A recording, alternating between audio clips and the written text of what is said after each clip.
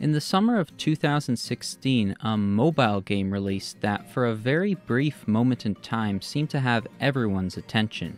For those of you who had the thrill of experiencing Pokemon Go for the first time way back then, you might understand a bit of where I'm coming from. It may sound cringe of me to say, but those first ever moments with Pokemon Go was a type of magical experience that I had not felt playing Pokemon since I was a child years before. That same sense of wonder, excitement, and adventure is what Game Freak has finally been able to achieve with Pokemon Legends Arceus.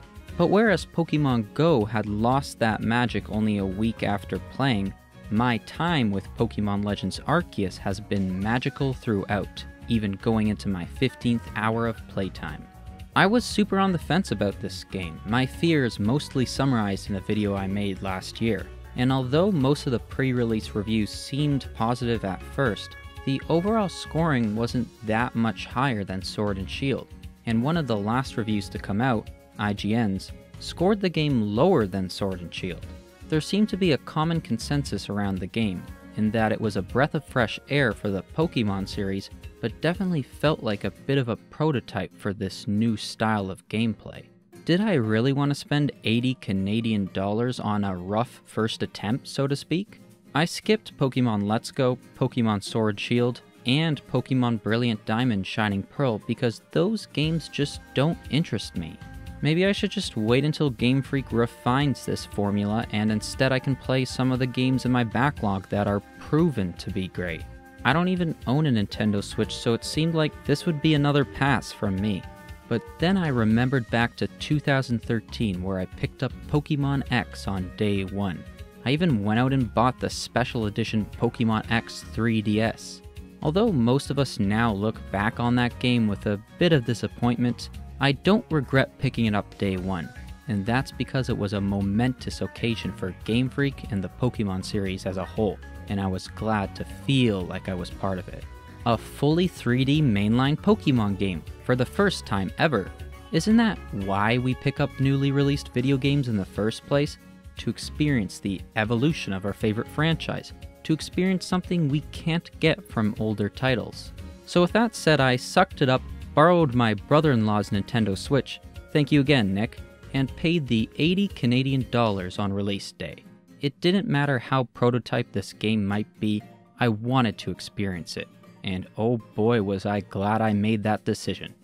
The actual gameplay loop of Pokemon Legends Arceus feels nothing like previous Pokemon games, and that's a good thing. Think of it like one of those fan-made Pokemon games or one of them really good Minecraft mods or Roblox creations, but as a legitimate game with everything you'd expect from Game Freak, like Pokemon stats, moves, items, etc. I remember after 2 hours of playing, my dad asked how it was so far, and with the energy of a little boy I responded, "They did it, Dad, it's real-life Pokemon." Now, to most people I probably would have sounded insane, but the point is that this is the first Pokemon game that really makes you feel like you're a Pokemon trainer. It's the simple things like being able to just send out your Pokemon wherever you are, even for no real reason. I love that it's tied to a shoulder button, and hitting that button again will return the Pokemon to its Pokeball. You can even send out your whole team and then return them one by one. As a longtime Pokemon fan, this level of freedom feels extremely satisfying, since the only time you were really able to send out your Pokemon in previous games was during a battle. As soon as I got my Cyndaquil, I was throwing him all over the place seeing what would happen, on top of rooftops, near people and objects, and definitely into the river. What? It builds a raft? For the 30 minutes that I was just messing around with such a simple mechanic, I was having more fun than I've ever had in any Pokemon game for a long, long time. If I had to gripe, I just wish your Pokemon started following you when you leave them instead of returning to their Pokeballs automatically. As many of you already know, battles just happen in the overworld and start when you toss out your Pokeball near a wild Pokemon. Obviously this is amazing, but I initially thought that battles would be static and play out like any other Pokemon game. I was surprised to see that not only can you adjust the camera, but you also have full access to your trainer's movement during battle. Again, just like sending out your Pokemon randomly, there's not much of a reason why this had to be in the game. They could have just positioned your trainer appropriately for each battle before it starts. But the fact that they let you move around during battle, again, makes you feel like you're a Pokemon trainer. Ever wanted to get in the way of your opponent's attack? Well, now you can, but be prepared to face the repercussions because moves actually have hitboxes in this game. They aren't just for show anymore. And the catching mechanics, oh my lord, the catching mechanics in this game. It doesn't feel like a prototype at all. You know what's a prototype? The original trailer which I critiqued back last year. That had me worried, the way Pokemon lifelessly stood still while you threw Pokeballs at them. Good luck catching a Chimchar like that in the trailer. The catching mechanics far surpass my expectations. Pokemon are quick to notice you if you get too close or make any sudden movements. If they're alerted to you, they can't be caught without starting a battle. You can try to throw a Pokeball at them, but it won't work. There's nothing more satisfying than setting some bait for a Pokemon, sneaking up behind it, and then timing the toss just right. This was one of the things that I saw a decent amount of gameplay on leading up to the release, but then actually playing it and doing the actions is way better. Game Freak again exceeded my expectations by giving each Pokemon different behaviors out in the wild. Starly will trot away if they spot you, never giving chase, whereas Shinx stand their ground and aren't afraid to attack. And then there's Pokemon like Wurmple, which will just gather around you almost asking to be pet. Sometimes I'm focusing on catching a Pokemon and a Wurmple will sneak up on me and beg for my attention. I always capture these ones because I'd feel bad for defeating it to remove the distraction. One of my favorite moments of gameplay so far has been trying to catch Abra. If any of you have tried to catch Abra in past Pokemon games, then you'd know how tricky it can be since they will immediately try to teleport away. In Legends Arceus it's like that as well, but now they'll teleport away if they spot you, which they just so happen to do at a far greater distance than other wild Pokemon, so sneaking up on them can prove quite challenging. Okay, I've been gushing about this game for a bit now, but let's talk about some negatives. I'll get the easy one out of the way first. The graphical level of this game isn't great. It looks like it's running at dynamic resolution, so some scenes will look really good, but others look like they're below 720p, really pixelated. I'm running the Switch through an M Classic to my monitor, which adds its own level of anti-aliasing and color enhancements that helps a little bit but can't save the overall presentation. But I'm gonna be honest, that's about where my complaints of the graphics end. The reason why people, including myself, were very vocal about Sword and Shield's graphics is because Sword and Shield is a very safe Pokemon game. When you make a very safe game, people are going to expect lots of polish because most of the game has already been established. But when you try something completely new, something fans have been asking for a while, you're going to be cut a little more slack. It also helps that the art style of Legends Arceus is particularly strong. I'm still docking points for my overall score of the game because of the graphics, but just know that this doesn't ruin my experience with it. One of my main concerns in my trailer reaction video last year was how this game would be ruined if it had a poor draw distance. And while a lot of objects in the world do indeed have a poor draw distance, it seems Game Freak made the wise decision of prioritizing the draw distance of Pokemon and items.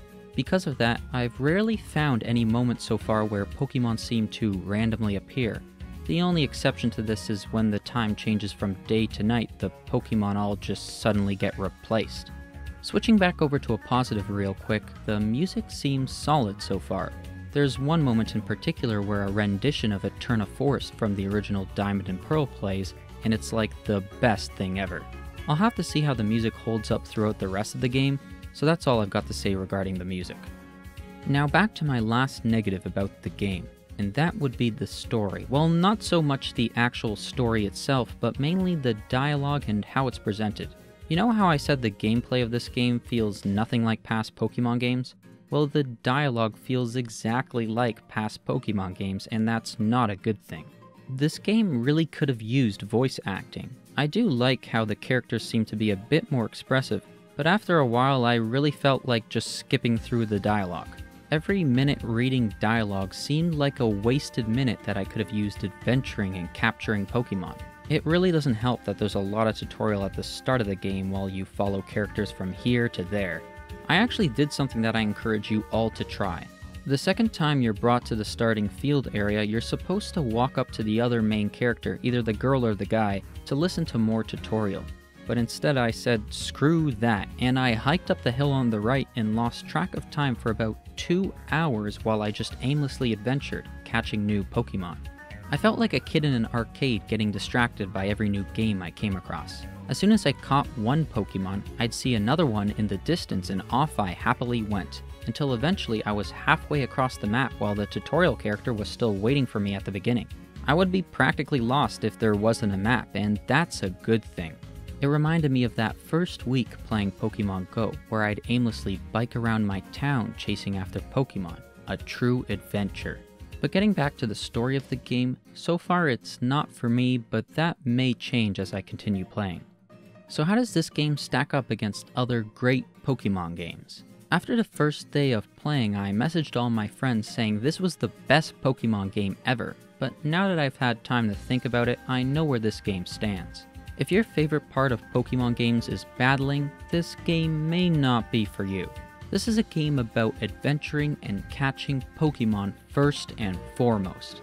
I really like Pokemon battles and have competed in multiple Pokemon National Championships in the past, but I'm actually glad this game focuses on the other aspects of Pokemon. The best mainline Pokemon games focus more on a mix of adventuring and battling, and a game like Pokemon Colosseum or XD Gale of Darkness lean more towards the battling end of things. So if you put XD Gale of Darkness as one of the best battling Pokemon games, and you put Pokemon Heart Gold Soul Silver as one of the best adventuring mixed with battling games, then this is the first game that truly feels like the best adventuring mixed with capturing Pokemon game.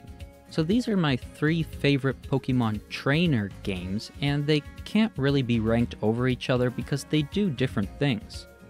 If you're a fan of Pokemon, you gotta play this new type of Pokemon experience. And even if you aren't a fan of Pokemon, maybe you've been sick of the same old formula, so this could be a fresh new starting point for you.